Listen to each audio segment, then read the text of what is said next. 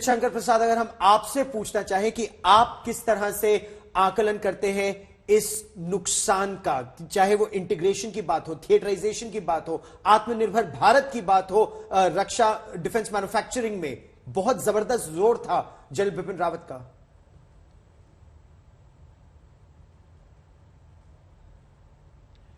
जी, आपने बिल्कुल ठीक कहा। जनरल बिपिन रावत तकरीबन 2 साल चीफ ऑफ डिफेंस स्टाफ रहे और इस दौरान में उनका सिंगल पॉइंट ऑब्जेक्टिव यही था कि एक single point advice to the government वो दे सकें, और उसके लिए इतना ज़रूरी था कि तीनों सर्विसेज को इंटीग्रेट किया जाए, जिसको हम लोग अपनी लैंग्वेज में जॉइंटमैनशिप कहते हैं। So his first task was to achieve jointmanship, achieve a single point advice to the government of India. और उसके बाद उनका ये कार्य था कि इस जो पोजीशन है इसको किस तरह से इवॉल्व किया जाए। जैसा आप सबको मालूम है गौरव की ये पहले चीफ ऑफ डिफेंस स्टाफ बने हैं, और जब इस किस्म का सीनियर अपॉइंटमेंट सडनली बनता है, बड़ी मुश्किल से बना है। इसका आपको मालूम होगा कि 20-21 साल से प्रयास हो रहा था, मैं तो कहूँगा उससे ज़्यादा अरसे से प्रयास हो रहा था कि एक चीफ ऑफ डिफेंस स्टाफ होना चाहिए। इतना अरसा लग गया, 20-25 साल लग गए इसको आने के लिए। जब ये आए हैं तो तब तक ये मालूम नहीं था कि एग्जैक्टली इनका चार्टर क्या होगा, ये कहाँ बैठेंगे, इनकी किस तरीके से इंटरेक्शन होगा। तो इन्होंने उस इंटरेक्शन को एक इमीडिएटली, जैसे ही ये 2 साल पहले 1 जनवरी को बने चीफ ऑफ डिफेंस स्टाफ, तो उन्होंने तुरंत अपनी जो रणनीति, जो अपनी स्ट्रैटेजी थी, उसको सबके साथ शेयर किया, बताया। और इनकी सबसे बड़ी प्रॉब्लम तो ये रहती है कि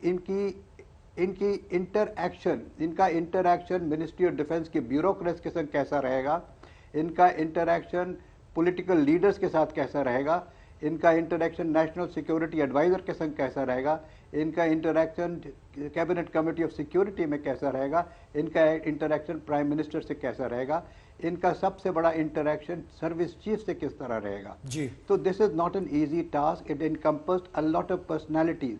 ये अपॉइंटमेंट वही कर सकता है जिसकी पर्सनैलिटी ऐसी हो कि वो सब जगह से अपना योगदान दे सके और उनका योगदान एक्सेप्टेबल हो। Whatever he says should be acceptable to people, and जिससे कि सब एक साथ होके चले। आजकल की लड़ाई में ये बहुत ज़रूरी हो गया है, जो कि हमने कारगिल की लड़ाई में भी देखा, जो हमने उससे पहले भी देखा, कि जब तक कि तीनों सर्विसेज, जब तक कि पूरी सर्विसेज एक साथ जुट होकर काम नहीं करेगी, तब तक ये कार्य कोई सफल नहीं हो सकता लड़ाई के अंदर। मैं तो यहाँ तक कहूँगा कि जब अगर हमें पूरी देश की शक्ति को इस्तेमाल करना है किसी ऑपरेशनल टास्क को अकम्प्लिश करने के लिए, तो न केवल 3 आर्म्ड फोर्सेस बल्कि political leadership and various other activities come in to play.